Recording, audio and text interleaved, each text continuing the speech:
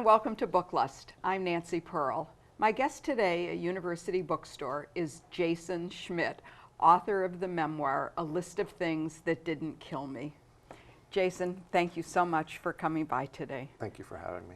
I want to say that I just want to start off by saying I really, really enjoyed this memoir, although I think enjoy is probably not the right verb that I would want to use. And how would you describe the memoir for our audience? It's basically the story of my childhood with my dad. So it goes from my earliest memory, which was when I was about 3, until my late teens when I went off to college. And it's a little bit my story. I actually kind of feel like in a lot of ways it's my dad's story more than it's mine. Like I was sort of an observer to his life.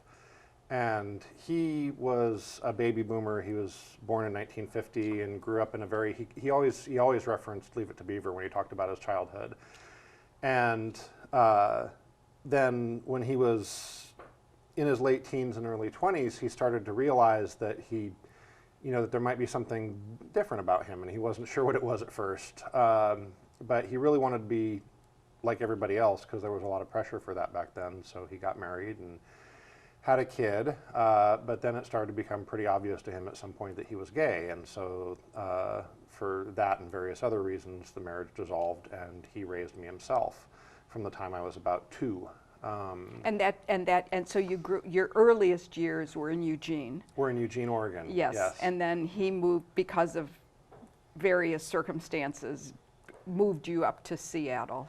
Yeah, well, the economy in Oregon was just terrible, and that was kind of the main one. Mm-hmm. And he had just gotten off probation, and there was just no way to get, it was hard for anybody to get work, but at that point he had felony drug rap on his record, and there was just no way for him to get a job in the very, very competitive market of Oregon, where there were so few to be had. And we had heard that there were a lot of good jobs in Seattle, and as I always say, ironically, in retrospect, we'd also heard that there was good, cheap housing here. And so we moved up here to take advantage of that. And actually, for the first several years, pretty much everything was as advertised. Mm-hmm. And Seattle did present some opportunities that Eugene had not.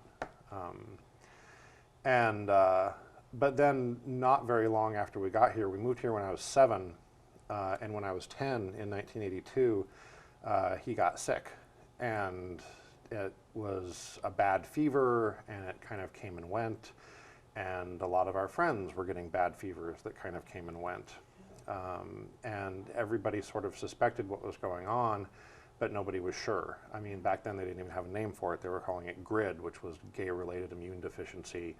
And I think that it was the next year in '83 that the term AIDS started to get some currency. But even then, they didn't have an antibody test for it until 1985. So there was never any way to be sure unless you showed signs of pneumocystis pneumonia or Carses. And in that case, they could diagnose you positively, but since both of those conditions were almost immediately terminal, the diagnosis, didn't do you a lot of good. Right. It was, hey, here comes a brick wall, bah, And so, and then in '85 he got diagnosed, and he died in January of 1990, a little bit after I turned 17.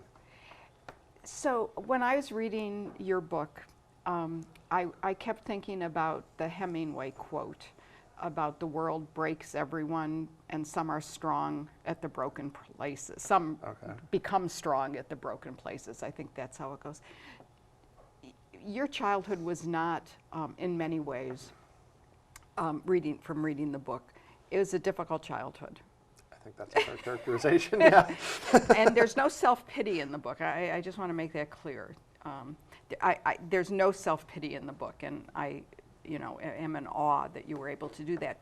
But do you think that difficult childhood has made you stronger in ways that you wouldn't be had you grown up in a more conventional, less reliant on powdered milk that had little, insects crawling in it and everything?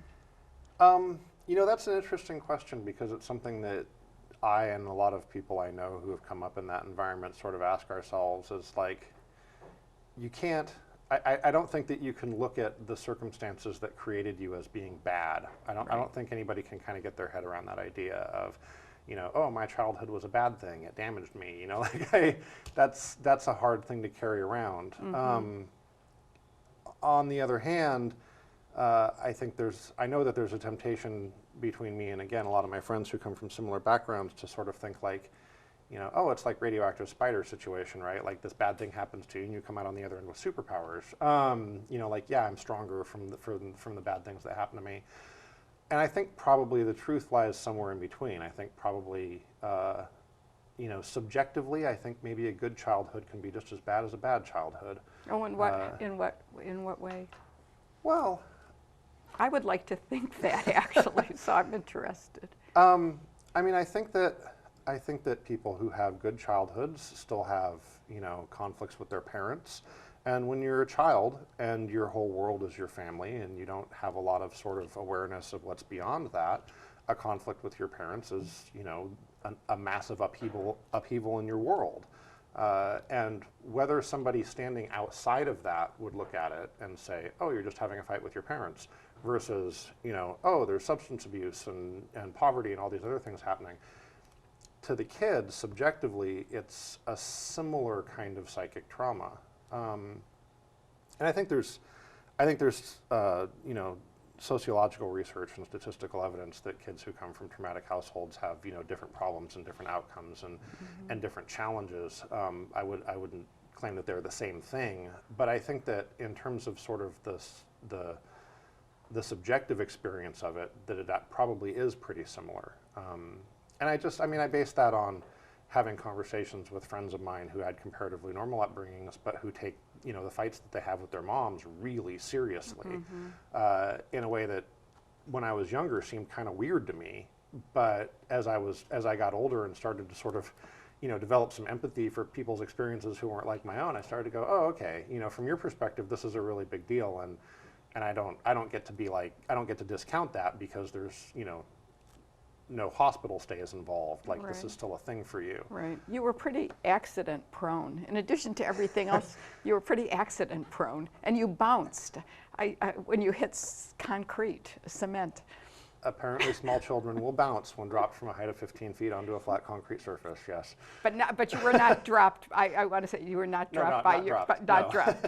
I fell off a high dive, flipped over the rail and landed. Yeah, well, kids are pretty resilient. That's a weird thing that I think might have just been a sign of the times. I mean, kids just used to be more unsupervised. And I hurt myself. My friends were constantly hurting themselves. We were hurting each other. When we came home from like the Ralph Bakshi animated version of Lord of the Rings, since we didn't have the CGI version, what we did was go in our backyard and get some sticks and start, swinging them at each other. And that's, by modern standards, I think any parent looking at that would be like, oh, hey, look, missing eyes, broken fingers, cracked heads, don't do that. Yeah. But we did it all day long, every day for, years.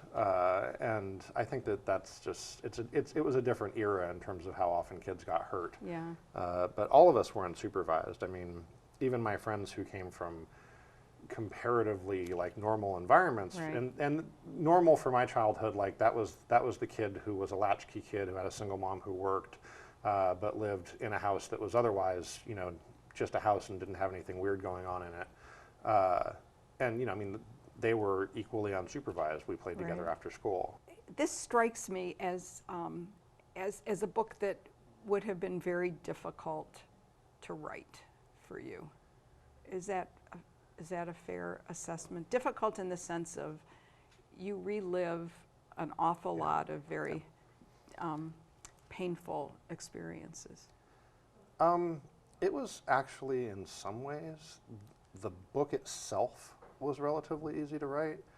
I've been writing for a long time, basically since I was in high school. And so I had written out a lot of the little stories sort of as vignettes. And had worked through them, and I had, read them I have a lot of friends who are in performing arts and theater, and so I had, read them at parties where we like the theme of the party would be everybody bring something to workshop, and we'll do. So I had kind of done it publicly before, and had a body of work about it. But the hard part was sort of stripping out the drama, because each short story sort of has its own peak Right. and An trough. arc. And I didn't want to have the reader jumping like that. I wanted to have a more consistent tone throughout. And then there were a couple of things that I had never written about because they were extremely painful, and I had always felt cast me in a really bad light. But for the purposes of telling this story, I wanted to be as honest as I could, and I wanted to talk about them. So those were first time things. Do you want to Sure. give an example or not? Well, there was one in particular. I tell people this and it's misleading, but I wrote the first draft of the book, like from the time that I started typing the first words of the first paragraph until the time that I finished, the last words of the last paragraph. I drafted the whole thing in about 6 weeks. But I say that's misleading because I'd been thinking about it and I was drawing from a lot of other material, Right.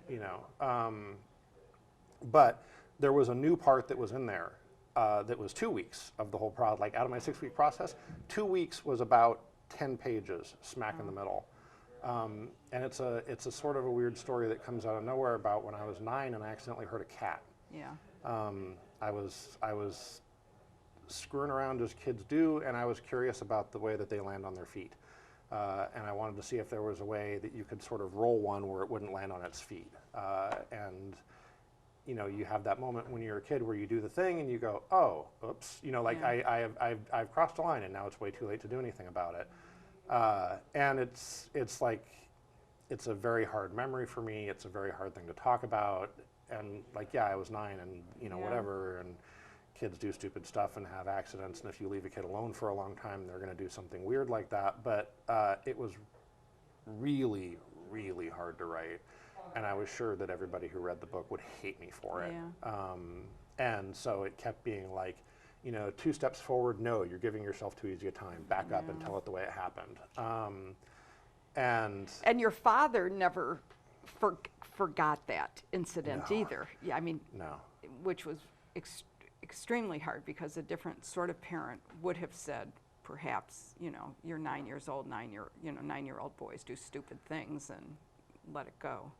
Yeah, I mean, it's funny because even at the time, I mean, not when I was 9, but by the time I was about 14 or 15, it seemed pretty clear to me that a lot of the stuff that my dad grabbed onto and sort of held over me and hit me with over and over again and emotionally was about his concerns about himself.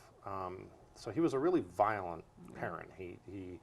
There were things that were called spankings that no rational person would characterize as spankings. And I think that he was self-aware enough to have some questions about himself in that regard and to be like, why do I keep doing this? And so I think in a lot of ways he was projecting. I mean, Yes. not to use too much pop psychology there, right. but that he was projecting his concerns about his own behavior onto me. Right. And so, but even being aware of that, then there's kind of the question of wow, that's a really awful thing to do to your child. And I think when you're a kid, you have a tendency to take responsibility for the bad things that your parents do to you. One of the things that becomes clear about your childhood when in reading the book is that you did that physical violence that your father visited upon you, you minimized to everybody else as just a spanking or even not talking about some of the other kinds of physical abuse that he. Well, yeah, I mean, we had a weird thing around that, and I mean, in the book, I compare it to gaslighting, Yes. which it really was. Like, some of my earliest memories of trying to talk to him about that, of sort of like watching TV and kind of starting to develop and looking at my friends in particular who were mostly being raised by their moms and being like, oh, this is something else. This is something different, and trying to talk to him about it. And when I would ask him, like my earliest memories of talking to him about that are, you know, Dad, you know, why is it, you know, remember that time that you know, that you hit me for this? And he would say, I never hit you. Yeah. And he would actually use those words, which, I mean, the disconnect between what he was doing and what he was saying didn't start to really become clear to me until I was like, you know, 10 or 11 years old. And it was only then that I, like, when I was a little kid and he said, I never hit you, I went, oh, okay, I must have misunderstood what happened. And just kind of accepted it as such. And then but I would think to myself, you know, the next time it happens, I'm really going to pay attention and see if it's happening. And then something would happen and he'd, you know, beat the crap out of me. And I'd be like, okay, no, he's definitely hitting me. And then I'd go to talk to him about it later and he'd be like, that wasn't hitting, that wasn't, you know, that was nothing. And I'd go, oh, okay, you know. And I mean, it sounds weird now, but Oh, it doesn't. It doesn't sound weird at all. It sounds self-protective. One of the things that you talk about throughout the book also has to do with movies, and this is like the third movie that we're going to talk about. Sure. But Star Wars was a big, Yeah. big important movie in your life, and most boys, I presume, wanted to grow up to be Luke Skywalker, or if they were going to project themselves, it was Luke Skywalker. Sure. But you didn't. You wanted to be Han Solo. Yeah. So I thought that was fascinating, and I thought all the reasons for that were just so interesting. So could you share some of that? Sure. Well, I think by the time you get to the third movie in the series, it's pretty clear that Han Solo was the better bet in any situation. But I mean, when I first saw Star Wars, I was like, I saw Luke Skywalker as being comparatively passive. You know, he was sort of caught up in his own fate, and he, you know, at every turn, he would kind of make the wrong choice. It was like, you know, Obi-Wan offers to teach him to be a Jedi, and he's like, no, I'm going home to my farm. And it's only when he gets to his farm and sees that it's burned and that everybody's dead, and he's like, okay, now I'll be a Jedi. And you know, just sort of like really in his own little universe, not making choices, you know. So he always does the moral thing, but only kind of because he has to, or because he seems to want something from it, you know, like he wants to be a hero, he wants to be, whereas Han Solo, it was clear to me pretty early on, was making choices about things, and he was making measured assessments of things. And so like, when he's leaving at the end of the first Star Wars movie, it's because there's a price on his head and somebody's going to kill him. And he's like, okay, you know, I'm not going to do you any good in this war if some bounty hunter catches up with me. And so like he's going to go and pay that.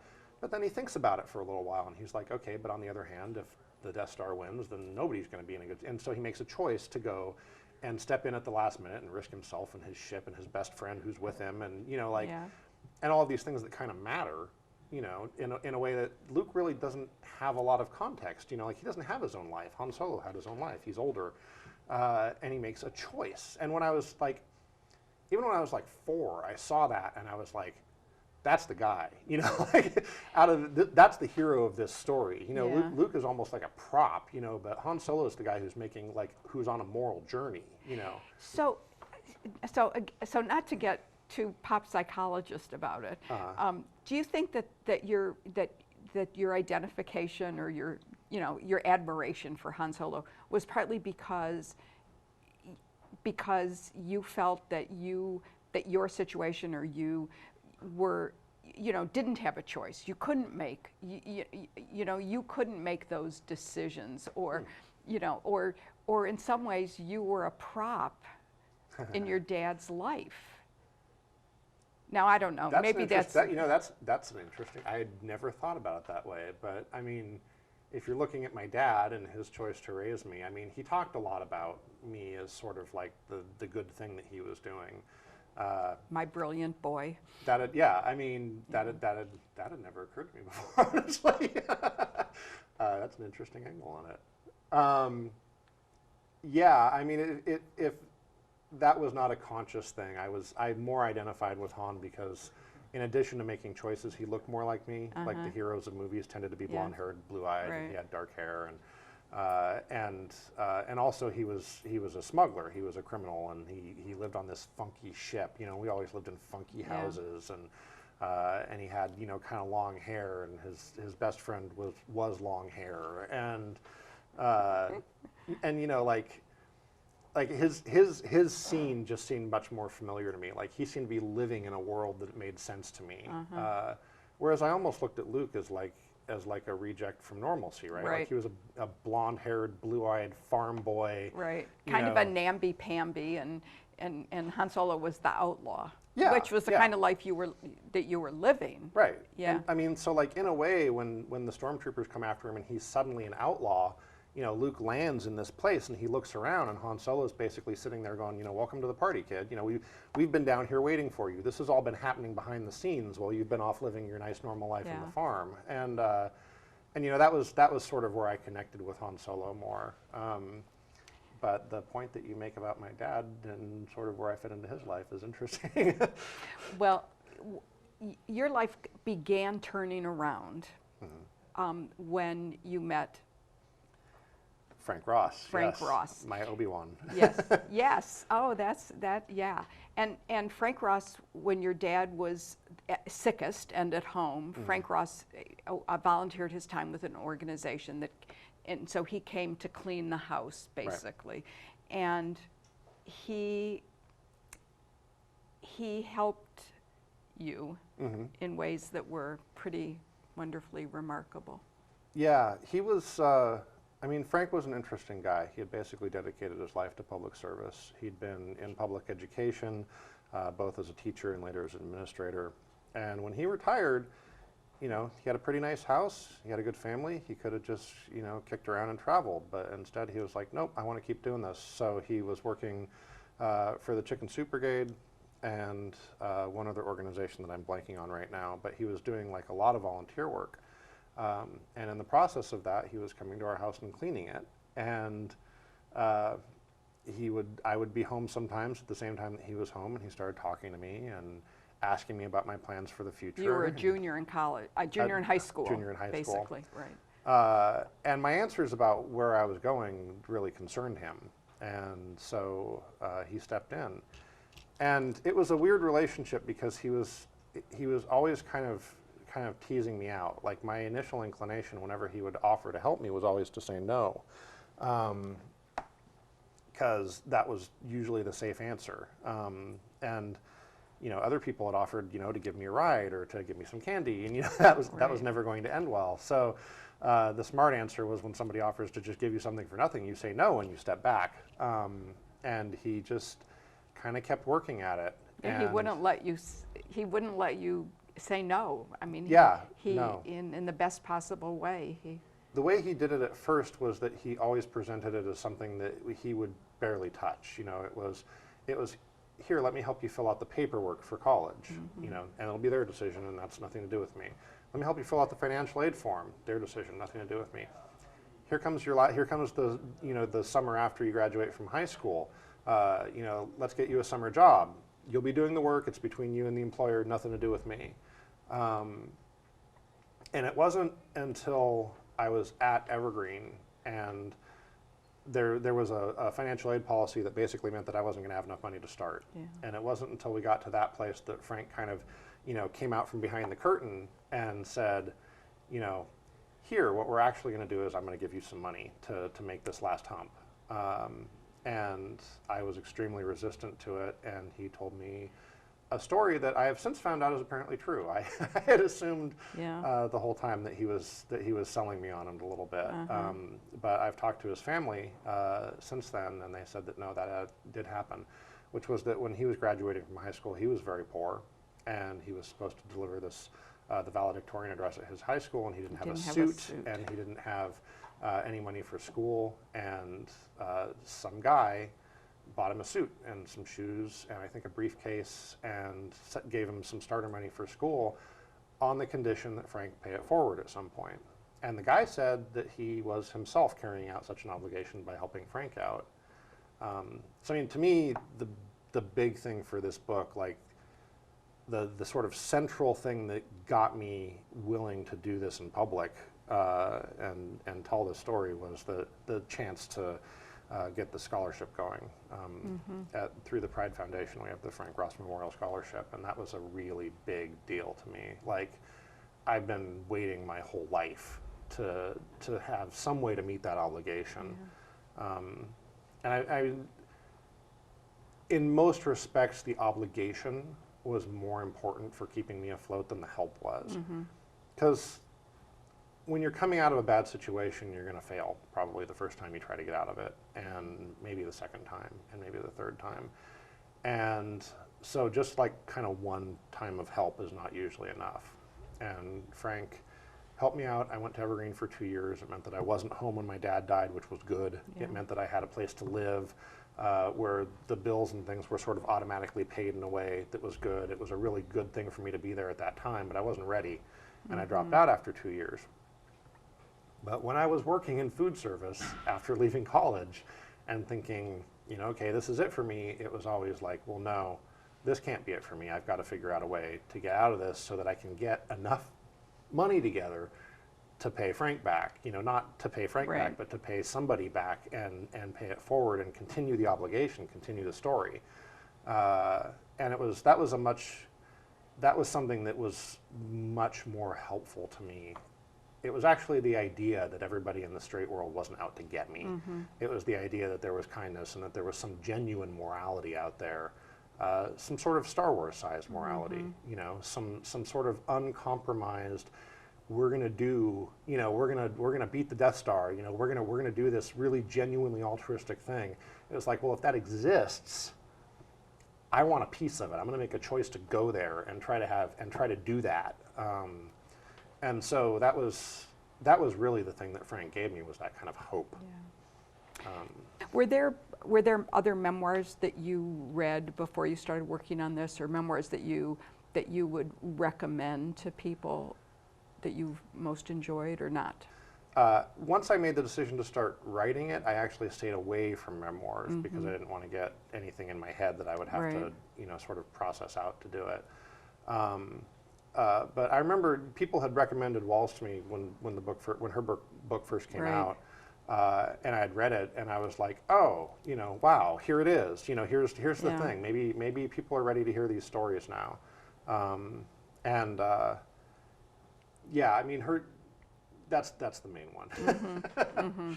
Well, I know that book was extremely important to a lot of people, and people still reference it as one of the best memoirs that they've ever read. And you know, like, I'm convinced that yours is going to be right up there too.